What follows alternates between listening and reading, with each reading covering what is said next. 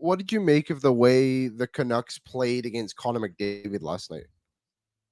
Played him hard. So I was interested to see who it was going to be. I thought it would be JT. So JT, I think, played 11 of his 14 at 5-on-5. Suter was 12 of his 14. Besser was 11 of his 13. So like that line took the brunt of playing against them and did a pretty fairly good job. I was also curious to see if they would have Quinn Hughes jumping over the boards every time Connor did, and it wasn't really the case. He actually liked Susie Myers the most.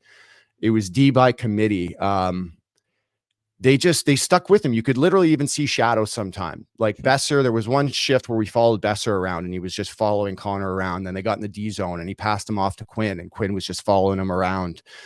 They're at least aware of where he is on the ice at all times, which is a pretty good plan to have, but holding him to 0 shots is a pretty damn good job. I'm not going to lie. I said on the radio earlier today too, and I firmly believe this, you're not going to see that Connor for the rest of the series. I think this is game over from him now, honestly. Like he will and is one of the best players, if not the best player in the world, at adjustments, at seeing what teams give him, seeing how teams play him, and making adjustments on the fly in order to combat that.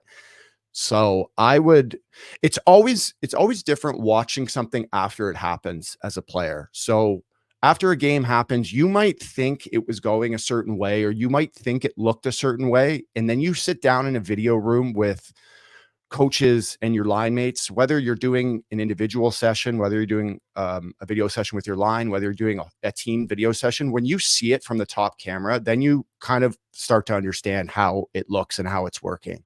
So it's always about taking a breath after the game, sleeping on it, and then being able to see it again from a different angle or different angles.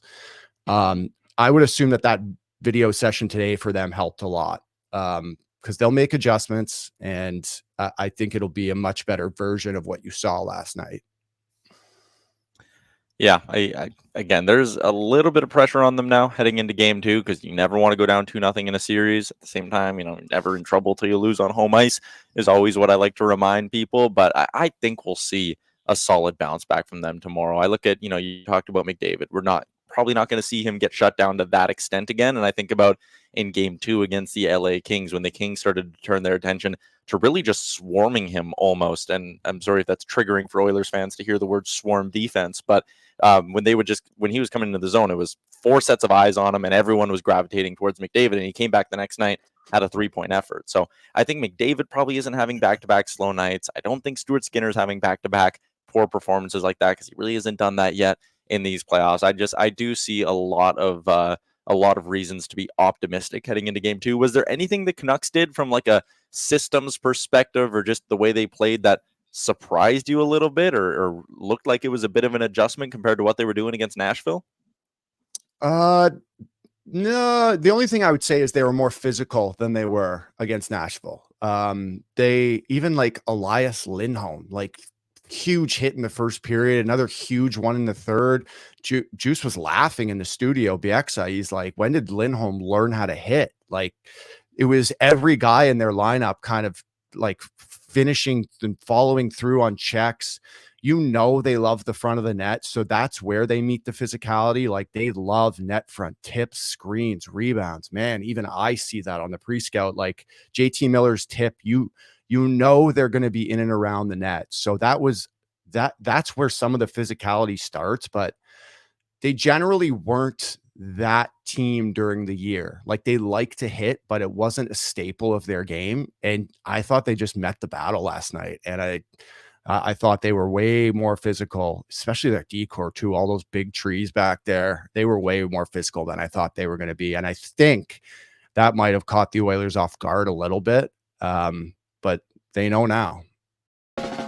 What's up, Nation citizens? If you like that video, then you need to be subscribed to the Oilers Nation YouTube. Podcasts, live shows, exclusive interviews, and analysis. Everything you need from your favorite voices at Oilers Nation. And you don't want to miss any of it, so hammer that subscribe button.